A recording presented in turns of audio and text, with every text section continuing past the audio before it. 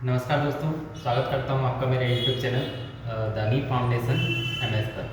तो आज मैं थोड़ा सा आपसे ये डिस्कशन करने वाला था कि लोको पायलट की जो वैकेंसी आएंगी 2023 में, ठीक है। मे कौशल अब जब ये जो है वैकेंसी आएगी, ठीक है। लेकिन इसकी जो है प्रिपरेशन हमें पहले से ही करना पड़ेगा, काफ़ी अच्छे तरह से करना पड़ेगा, ठीक है। तो चलिए हम देखते हैं कैसे हमें करना रहेगा।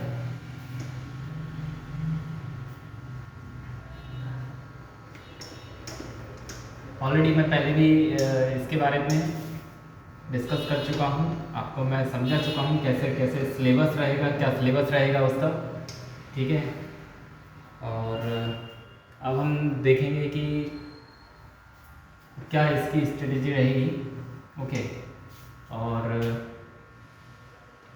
फर्स्ट इसमें जैसे कि मैं आपको बता चुका था इसमें कि CBT 1 रहेगा और CBT 2 रहेगा, जिसमें CBT 2 में आपको एक रहेगा पार्ट ए, ठीक है, और पार्ट बी। पार्ट बी जो रहेगा क्वालिफाइंग रहेगा, ठीक है। पार्ट ए में हमें स्कोर करना रहेगा। पार्ट ए में जो सब्जेक्ट रहते हैं मैं ऑलरेडी डिस्कस कर चुका हूँ, आप जाकर चैनल पर देख सकते हैं। और इसमें जो रहेगा वही मैथ्स है ना, रीजनिंग, और मैथ्स रीजनिंग हो गया, बेसिक साइंस एंड इंजीनियरिंग रहेगा एक सब्जेक्ट, और थर्ड जो रहेगा हमारा GA है ना। इसमें आ जाता है आपका सॉरी मैथ्स रीजनिंग हो गया, ये बेसिक साइंस एंड इंजीनियरिंग हो जाता है, और फिर इसमें current affairs, okay. Current affairs उसी में सब आ जाता है, करंट अफेयर्स हो जाएगा, ठीक है। तो ये टोटल रहेगा आपका 100 मार्क्स का, ओके। इसी में आपको स्कोर करना है, ठीक है। इसीलिए मैं अभी जो है टेक्निकल जो क्लासेस रहेंगी, टेक्निकल पार्ट, जैसे आप इसमें डीजल मैकेनिक से जो रहेंगे करने वाले बंदे, ठीक है, डीजल मैकेनिक, इलेक्ट्रिशियन से जिन जो फॉर्म भरेंगे, RAC से जो भरेंगे, है ना। कुछ लोग रहते हैं, जैसे मैंने पिछली बार देखा हुआ था, RAC के लिए काफ़ी जो बच्चे परेशान हुए थे।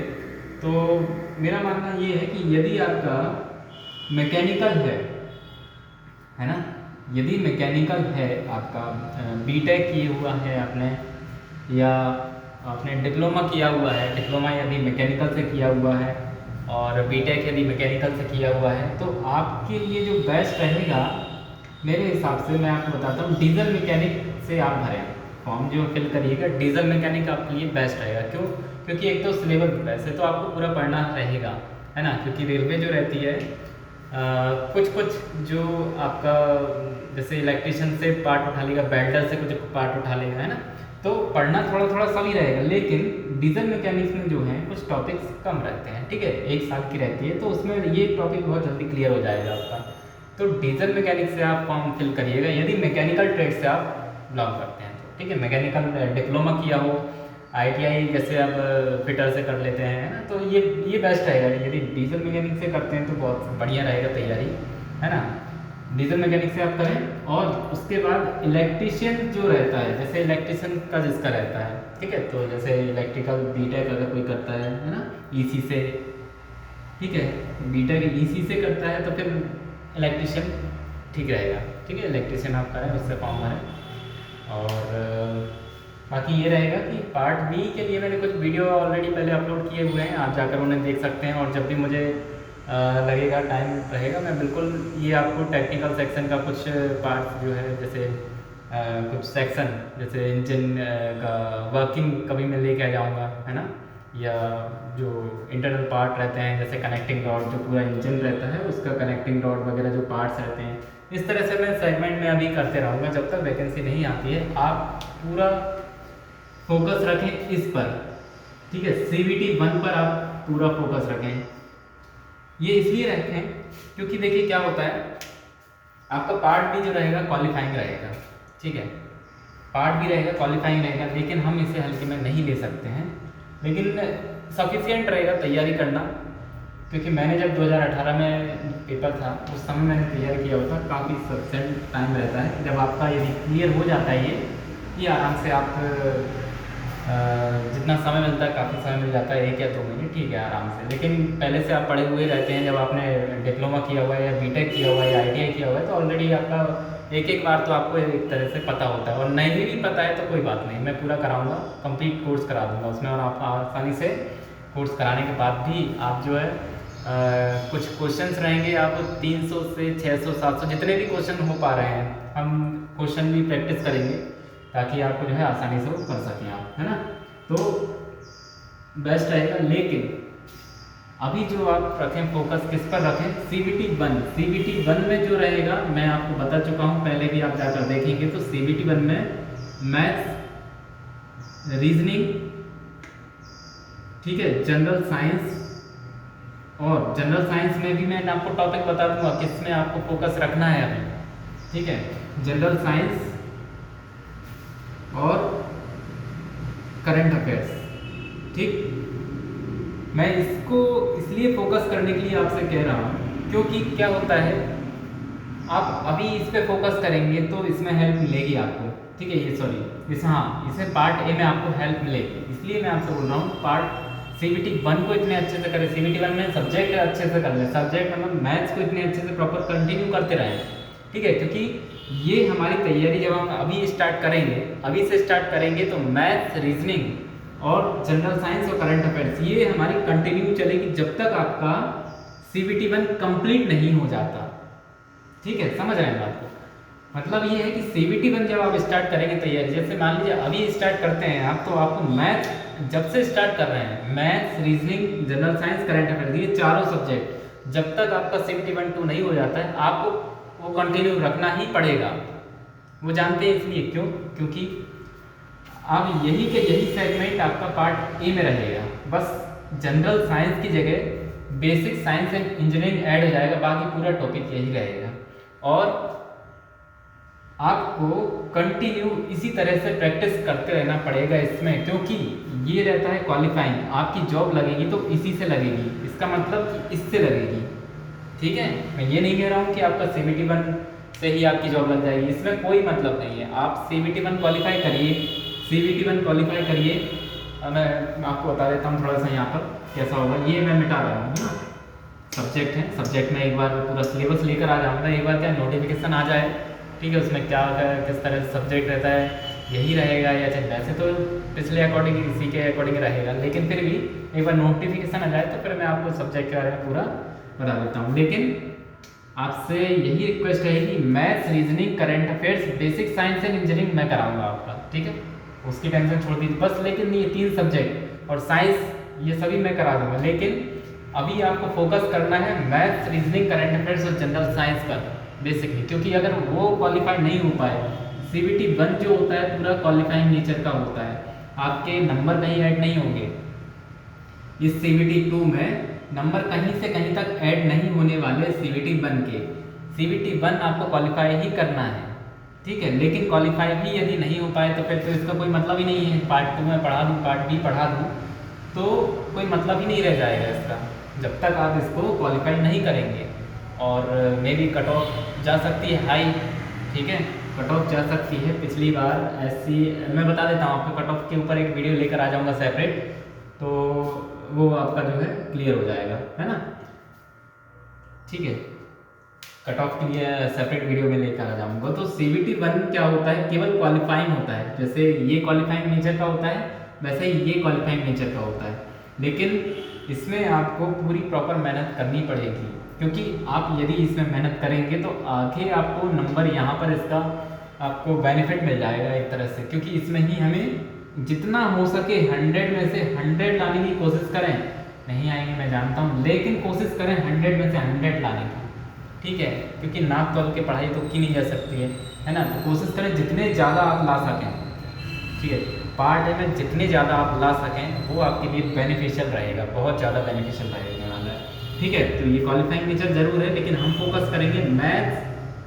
रीजनिंग और जनरल साइंस। लेकिन जनरल साइंस जैसे अगर कर लेंगे तो आगे बता देता हूँ उसमें कि क्या बेनिफिट हमें मिलने वाला है। जनरल साइंस और CA ये 3 सब्जेक्ट तो आपको बहुत अच्छे से जब से स्टार्ट कर रहे हैं, मतलब अभी से स्टार्ट कर रहे हैं तो कंटिन्यू, मतलब कब तक, जब तक आपका CBT 2 कंप्लीट नहीं हो जाता, जिस दिन आपका लास्ट पेपर ये नहीं हो जाता, जब तक आपको ये तीनों सब्जेक्ट कंटिन्यू रखने पड़ेंगे, एटलीस्ट 4 मान लीजिए आप, क्योंकि जनरल साइंस और इंजीनियरिंग है ना, ये इसमें ऐड हो जाता है, बस इंजीनियरिंग बस इसमें ऐड हो जाता है, वो मैं आपको बता दूंगा। अभी इसमें ईडी पढ़नी पड़ती है, इंजीनियरिंग ड्राइंग पढ़नी पड़ती है, बेसिक लेवल ज़्यादा नहीं, आईटीआई लेवल का आपको पढ़ना रहेगा, वो मैं आपको पूरा इसमें करा दूँगा। ठीक है, यदि वीडियो हो पा रहे होंगे अपलोड, वो मैं करा दूँगा। ठीक है, एक बार नोटिफिकेशन आ जाने दीजिए, बाकी अभी इस पर ही फोकस रखेंगे हम।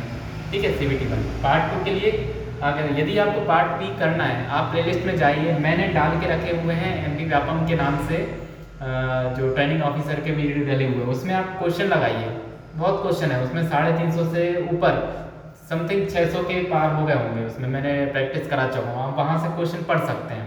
ठीक है, क्या होता है कि जैसे आप जैसे पेपर देने जाएंगे, जब एग्ज़ाम देने जाएंगे पार्ट बी के लिए, वैसे तो दोनों एक ही दिन में हो जाएगा, पार्ट ये CBT 2 जो रहेगा एक ही दिन में हो जाएगा। ठीक है, तो अभी के लिए आप ये कर सकते हैं कि मैंने जो आपको क्वेश्चंस मैंने करवाए हुए हैं, जो MP व्यापम में आप जाकर देखिए प्लेलिस्ट में, MP व्यापम के नाम से डला होगा, उसमें क्वेश्चन डले हुए हैं। ठीक है, डीजल मैकेनिक के ही डले हुए हैं पूरे, 400+ क्वेश्चन डले हुए हैं, आप उनकी प्रैक्टिस करिए अभी। और कुछ वीडियो मैंने ऐसे टॉपिक वाइज ही डाला हुआ है, जैसे केस हार्डनिंग वगैरह क्या होती है ना, मशीन के जो नॉर्मल इन्फॉर्मेशन होती है वो मैंने बता चुका हूँ, वो भी आप देख सकते हैं। बाकी क्वेश्चन प्रैक्टिस करिए अभी तो। ठीक है, जैसे ही आपको पता एक आइडिया हो जाएगा कि किस तरह के क्वेश्चन आ सकते हैं, क्या क्या क्वेश्चन में होता है, एक तरह से आपको इतने क्वेश्चन याद हो जाए तो वैसे ही समझने में और ज़्यादा आसान हो जाएगा आपको, जब आप टॉपिक हमारा जब चलेगा ना, मतलब बेसिकली पूरा हम टॉपिक वाइज क्लियर करेंगे तो आपको ऑलरेडी क्लियर होते जाएंगे। ठीक है, तो क्वेश्चन की जितनी ज़्यादा प्रैक्टिस कर सकें अभी पार्ट बी के लिए, वहाँ से आप करिए। बाकी CBT 1 की तैयारी हम, जैसे मैं वीडियो अभी डालता रहता हूँ तो उस पर आप जाकर देख सकते हैं। मैथ्स रीजनिंग में आपसे ये रिक्वेस्ट करूँगा कि मैथ्स रीजनिंग प्रॉपर करिए, क्योंकि बिना उसके पॉसिबल नहीं है। ठीक है, मैथ्स रीजनिंग और करंट अफेयर्स का सेगमेंट ठीक है थोड़ा कम आता है, लेकिन पढ़ना तो पड़ेगा उसे भी। लेकिन मैथ्स रीजनिंग का मैं आपसे बोल के रखूँगा कि आप कैसे भी करिए, लेकिन इसको बहुत अच्छे से रखें, तो ही आप यहाँ पर मेरिट में लेके आना है। ठीक है, क्योंकि आप यदि सोचेंगे कि मेरे 60-70 नंबर आ गए और मैं 70 नंबर आ गए तो मैं उसमें क्लियर कर लूँगा या फिर मेरी जॉब लग जाएगी, तो पॉसिबल नहीं है। हमें एग्ज़ाम नहीं निकालना है। ठीक है, हमें एग्ज़ाम ही नहीं निकालना है, हमें जॉब चाहिए। क्या जॉब से मतलब होता है जॉब। ठीक है, 70 ले आएंगे, 70+ ले आएंगे, एग्ज़ाम निकल जाएगा। ठीक है, ये है लोको पायलट, और ये एक दिन का नहीं है कि वन डे एग्ज़ाम नहीं है कि एक वन डे एग्ज़ाम में एक पेपर दिया हो गया उसमें निकल के जॉब लग गई, नहीं, ऐसा नहीं है। इसमें ये होगा फिर उसके बाद साइको होगा, निकल गया तो साइको के बाद फिर डॉक्यूमेंट होगा, मेडिकल होगा, इतने सारे जब होते हैं तो लिस्ट पहुंच ही जाती है वहाँ तक, 80-85 तक पहुंच ही जाएगी। ठीक है, तो क्यों इतनी मेहनत कर रहे हैं, और फिर से दोबारा से मेहनत करने के लिए आगे आने वाला फिर कब आ रही है पता नहीं, है ना। तो कोशिश करें, एक बार नहीं करें, लेकिन ऐसा करें कि काम हो जाए। ठीक है, तो 70 का तो हमको मान के चलना ही नहीं है। ठीक है, हम मान के चलेंगे 100 का। ठीक है, 100 आप मान के चलिए, 100% मेहनत करिए, कोई दिक्कत नहीं, 100% के लिए मेहनत करिए। अरे 80 नहीं तो 80-85 के लगा वगी तो पहुँचेंगे, और इतने में आराम से सिलेक्शन हो ही जाना है ना। तो कोशिश करिए, 70 की कोशिश तो बिल्कुल मत करिए, है ना, 100% की करिए तो इतने तो आ ही जाएंगे। ठीक है, तो मेरा मानना यही है कि एग्ज़ाम निकालने से कोई मतलब नहीं है, आप एक एग्ज़ाम निकाल लें या 10 एग्ज़ाम निकाल लें, कोई मतलब नहीं है। ठीक है, जब तक जॉब नहीं मिल जाती है इसका कोई, आप फिर कितने भी ले आएँ, यदि 80 भी लेके आ रहे हैं और उस पर अगर आपका जॉब नहीं लग रही है ना, तो फिर इसमें आपका ही फॉल्ट है। ठीक है, तो मतलब नहीं है कोई इतनी मेहनत करने से। ठीक है, इसलिए मैं आपसे बोल रहा हूँ कि कुछ भी हो आपको जॉब लेना है। ठीक है, एग्ज़ाम तो कई निकाल लेंगे। ठीक है, चलिए, तो बेसिकली मैथ्स है। अब मैं मैथ्स आपको बता देता हूँ कैसे आपको तैयार करना है। मैथ्स देखिए, एक तो काफ़ी टाइम है अभी, ऐसा नहीं है कि टाइम नहीं है, काफ़ी टाइम है। तो मैथ्स के लिए अभी जैसे ग्रुप डी आने वाली है, यदि आपने ग्रुप डी का फॉर्म भरा हो, 2019 की बात है, ये अभी का नहीं है, फॉर्म भराया हुआ है 2019 में ही, NTPC ग्रुप डी ये सभी साथ में फॉर्म भराए हुए थे। और बेसिकली मैं यहाँ पर आपको रेलवे की फुल तैयारी कराऊंगा। अब रेलवे में चाहे वो JEE का एग्ज़ाम हो या ALP टेक्नीशियन हो, है ना, मैं यहाँ लिख देता हूँ, है ना, रेलवे में आपका JEE हो ALP टेक्नीशियन हो या ग्रुप डी हो, ठीक है, और बाकी जो भी रेलवे के एग्ज़ाम होंगे वो मैं आपको इस चैनल पर तैयारी कराऊंगा। लेकिन अभी मेरा फोकस है, ऑलरेडी ग्रुप डी का एग्ज़ाम है 17 अगस्त से, ठीक है, लेकिन अब आप उसके लिए क्या कर सकते हैं, आप ऑलरेडी पहले से तैयार होंगे, ठीक है। आप चाहें तो मैं क्वेश्चंस वगैरह लेकर आ जाऊंगा, ठीक है, लेकिन फोकस रखिए आप ALP के लिए, ठीक है। तो मैथ्स का मैं आपको बता रहा था, मैथ्स में आपको तैयारी ऐसा करना है कि one time, at least one time आप कंप्लीट सिलेबस कर लीजिए, उसका वन टाइम कोर्स कंप्लीट कर लीजिए। कैसा होता है, जैसे कितने सारे चैप्टर्स होते हैं, सबसे ज़्यादा कहा जाता है कि मैथ्स में चैप्टर होते हैं रेलवे में आते हैं, ठीक है। मैथ्स में जितने चैप्टर्स होते हैं वो रेलवे में सबसे ज़्यादा चैप्टर्स पूछे जाते हैं, ठीक है। बैंक में भी इतने चैप्टर्स नहीं पूछे जाते हैं जितने रेलवे में होते हैं, ठीक है। SSC में भी इतने नहीं, लेकिन हाँ रेलवे में मैथ्स के बहुत ज़्यादा चैप्टर्स होते हैं, ठीक है। तो आपसे रिक्वेस्ट ये रहेगी कि one time, at least one time तो आप मैथ्स का कोर्स कंप्लीट करें, ठीक है। उसके बाद फिर क्या करना है आपको, एक बार जब हो जाता है ना कंप्लीट, साथ में, है ना, साथ में क्या करते रहिए। क्या होता है, देखिए इतना टाइम भी नहीं है आपके पास कि 2 साल 3 साल, तो कम से कम एक बार वन टाइम ये करें। और डेली जब तक आपका ये कोर्स कंप्लीट चल रहा है, मतलब आप कोर्स साथ में चल रहा है आपका, तो कम से कम डेली 25 क्वेश्चन तो लगाइए। 25 क्वेश्चन कैसे, टेस्ट सीरीज है ना, जैसे मैं जिसमें पूरे मिक्सअप क्वेश्चन रहते हैं, ठीक है। मिक्सअप क्वेश्चन जैसे कभी टाइम एंड वर्क का आ गया, ठीक है, कभी परसेंटेज का आ गया, कभी रेशियो का आ गया, है ना, और सिंप्लीफिकेशन आ गए। और कैलकुलेशन के वीडियो मैंने ऑलरेडी डाल रखे हैं, आप जाकर देख सकते हैं, ठीक है। कैलकुलेशन जो है कैलकुलेशन, क्योंकि कैलकुलेशन यदि फास्ट नहीं होगी तो आप मैथ्स कर नहीं पाएंगे, ठीक है। जहाँ क्वेश्चन में 25 सेकंड तो बहुत हो गया, मैं ज़्यादा बोल दिया, 10 सेकंड 5 सेकंड में यदि क्वेश्चन सॉल्व हो रहा हो और वहाँ आप यदि 2 मिनट ले लें तो कोई मतलब नहीं है वहाँ पर, ठीक है, तैयारी करने से। इसलिए तो मेरा आपसे यही रिक्वेस्ट है कि वन टाइम जब आप कोर्स कंप्लीट कर रहे हो तो उसी समय से आप 25 क्वेश्चन लगाते चलिए। 25 नहीं, जैसे नहीं हो पा रहा है कोई बात नहीं, 10 क्वेश्चन लगाइए डेली के, क्योंकि अब जब आप ऑब्वियसली बात है कि अब ये कोर्स कंप्लीट करेंगे तो कम से कम नहीं तो 10 क्वेश्चन तो डेली लगाइए, ठीक है। मैथ्स की मैं आपको बता देता हूँ, एक बार आपको कोर्स कंप्लीट करना है और साथ में उसी दिन टाइम टेबल बनाइए और 10 क्वेश्चन साथ में चलने दीजिए, ठीक है। ये हो गया मैथ्स का।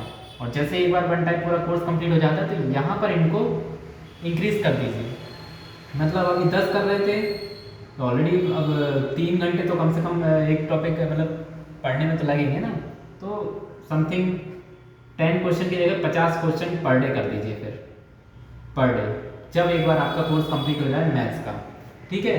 उसके बाद रीजनिंग कैसे करेंगे, रीजनिंग का मैं आपको बता देता हूँ। रीजनिंग में आप बस सेट लगाइए, अभी से स्टार्ट कर दीजिए सेट लगाना, हमेशा लगाते रहिए। 50 क्वेश्चन सेट लगाइए आप, तो बस डेली के जो है 50 क्वेश्चन लगाइए। चैप्टर वाइज भी करना है तो कर सकते हैं, कोई इशू नहीं है, वो और भी बेस्ट रहेगा, लेकिन सेट लगाइए बेस्ट रहेगा मेरे हिसाब से तो, ठीक है। 50 क्वेश्चन डेली लगाइए रीजनिंग में। और रहा हमारा जनरल, मैं जनरल साइंस की क्यों बोल रहा हूँ, वो इसलिए क्योंकि जनरल साइंस पे फोकस करना अभी बेस्ट रहेगा। ये बेस्ट समय है कि जनरल साइंस पे फोकस किया जाए। मैं आपको अभी से बेसिक साइंस एंड इंजीनियरिंग पढ़ने की सलाह नहीं दूंगा, ठीक है, क्योंकि जब आप जनरल साइंस पढ़ेंगे ना, तो मैं अभी आपका डिस्कशन कर रहा था, मैं थोड़ा सा इसको रफ कर देता हूँ, है ना।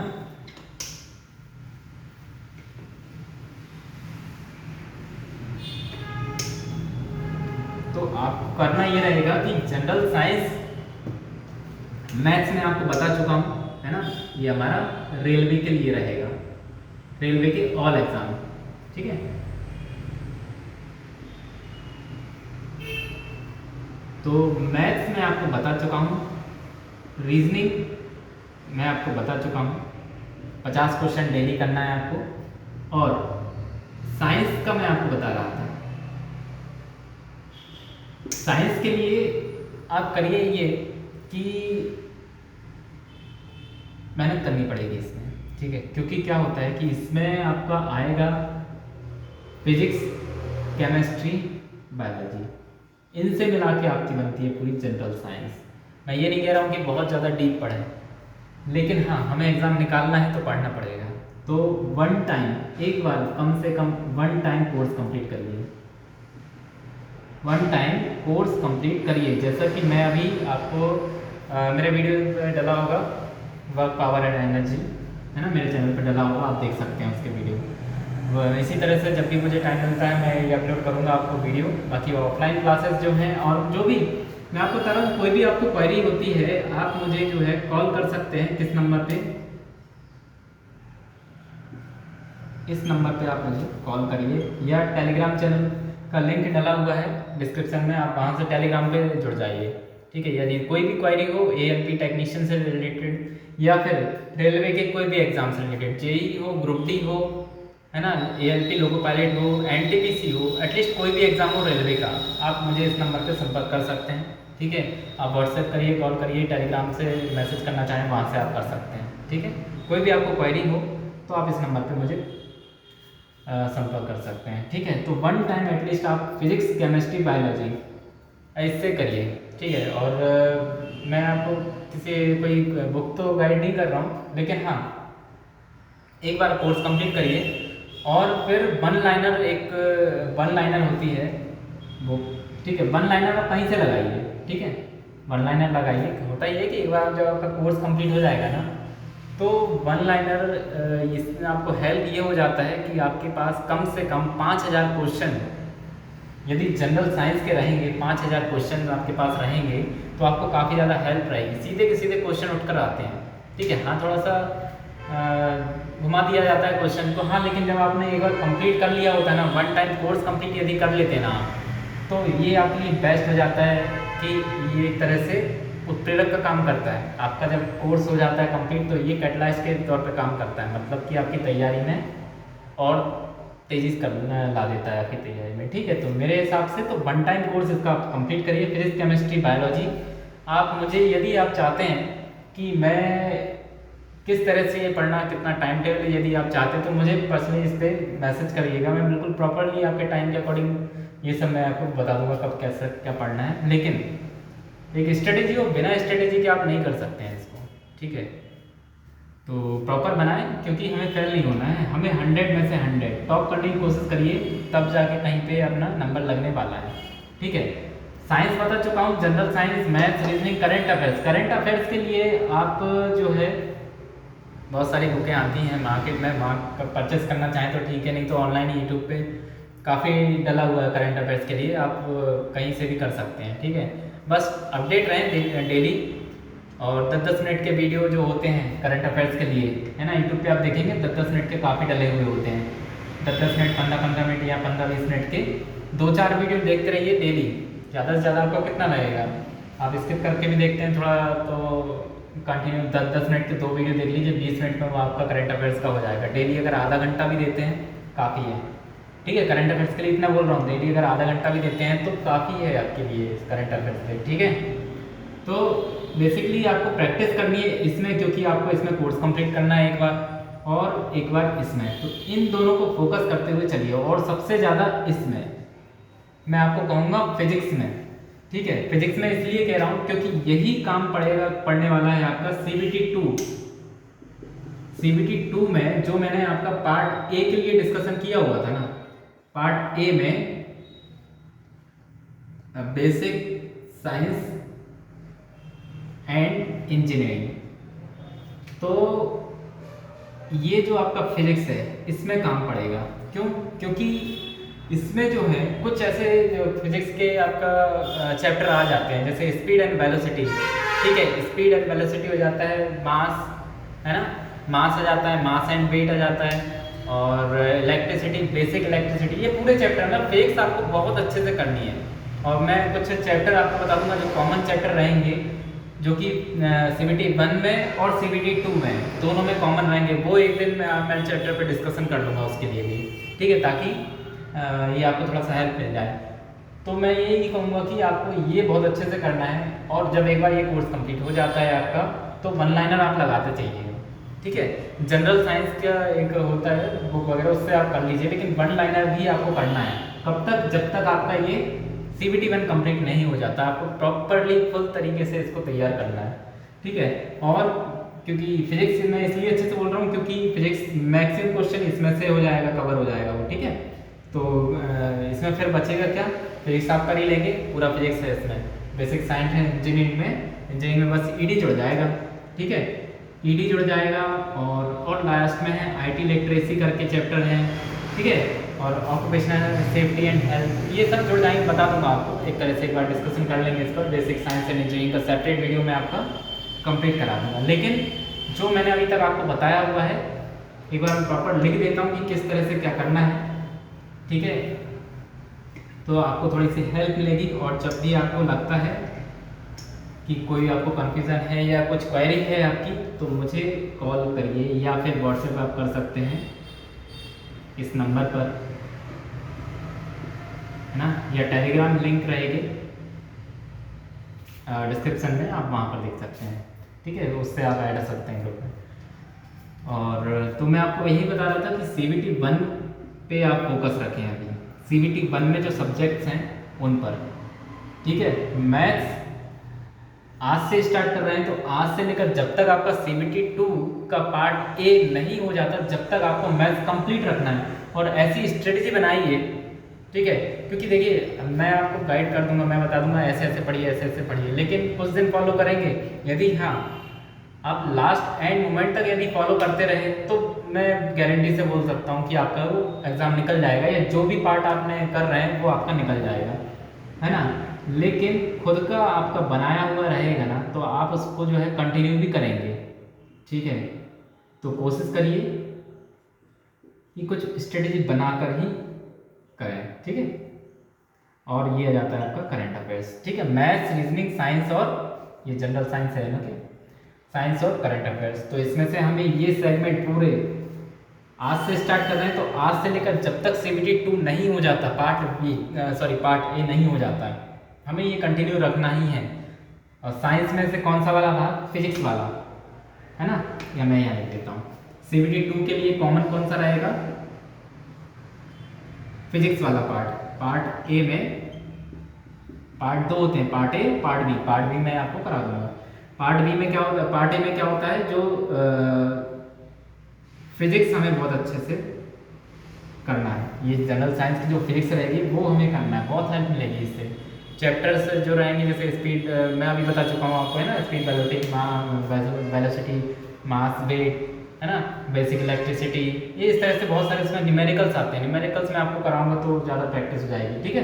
तो कुछ इस तरह से रहेगा, ठीक है, तो इस पर आप ध्यान दीजिएगा। और बिना स्ट्रेटेजी के आप एग्ज़ाम मत दीजिएगा, पहले प्रॉपर स्ट्रेटेजी बनाएं और कैसे क्या करना है। कोई भी क्वेरी हो आप मुझे व्हाट्सएप करिए, ठीक है, टेलीग्राम से जो है ऐड हो जाइए, जो भी रहेगा उससे रिलेटेड मैं क्वेरी आपको जो भी मुझे पूछिए, मैं आपको हेल्प करूँगा इसमें, ठीक है। तो आशा करता हूँ आपको आज का जो भी मैंने डिस्कशन किया है आपको बिल्कुल प्रॉपरली अंडरस्टैंड हुआ होगा, ठीक है। तो आज के लिए इतना ही, थैंक यू।